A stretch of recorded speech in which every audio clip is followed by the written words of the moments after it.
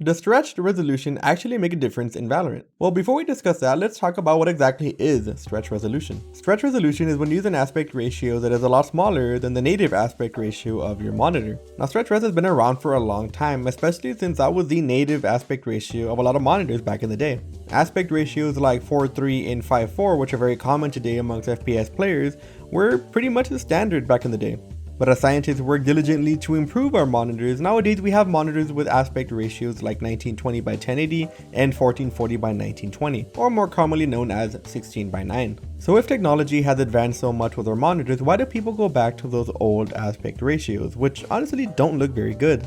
Well, there could be a number of reasons on why people change their aspect ratios. I think the most prevalent in the gaming community is to get a competitive advantage. A lot of gamers nowadays fall under the category that I like to call setting goblins. A setting goblin is somebody who looks day and night for a setting that they can change in game that would make them a pro at the game. So they can change things like their setting every day, they can change their video quality, their anti-aliasing, and anything that they think might give them an advantage in game. And how do I know about these people? Because I'm one of them. Which is why I think aspect ratios are actually a pretty popular thing to change among FPS players. But do they actually make a difference? Well, maybe. It really depends how you look at it. The common reason to change aspect ratios in an FPS shooter is because apparently it makes the enemies that you see in front of you a lot fatter and therefore easier to hit.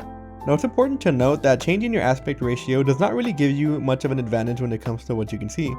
While enemies will be fatter and seem like they're easier to hit, you actually won't get any more information than if you display on your native resolution. That being said, some people love stretch res so much that they actually feel like they can't play that game without it, which could be a problem in the long run. Now, since stretch resolution doesn't give you any more information than playing on your native resolution, a lot of people would chalk it up to placebo effect on why people are playing better with it. You see, but the thing I never get is why people think of placebos in such a negative light. Now, before we continue, let's define what a placebo actually is for those of you who might not know. A placebo is a harmless pill, medicine, or procedure prescribed for the more psychological benefit to the patient rather than a physiological effect, meaning that the person doing it is going to benefit more psychologically than they are physically.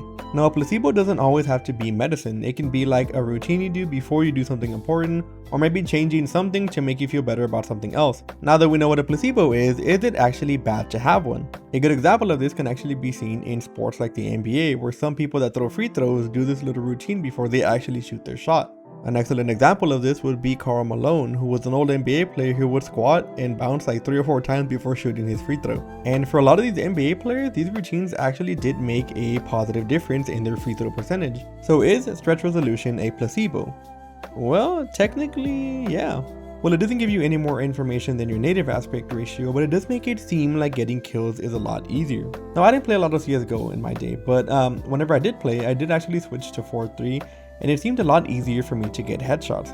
And I think the reason for that maybe was because it's actually really hard for me to see enemies from far away, and whenever I switched to 4-3, it was actually a lot easier for me to see the enemies because they were a lot fatter, so maybe that was the reason that I enjoyed it more.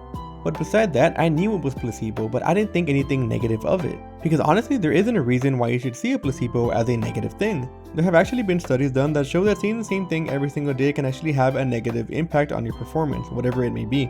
This is why when Valorant players feel like they're in a rut, they change things like their gun skins, their crosshairs, and maybe even their sensitivity. Now, while this won't give you any benefit mechanically, it will make the game a lot fresher for you because you're experiencing something newer than what you're regularly used to.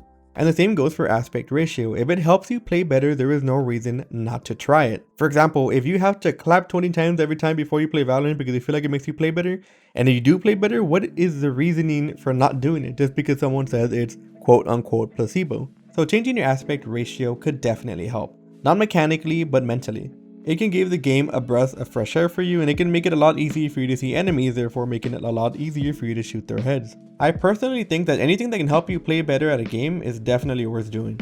Anyways guys, thank you so much for watching until the end. I hope you all enjoyed this type of video. I'm going to be making a lot more of these. I feel like more informational guides is kind of the way to go with my YouTube channel.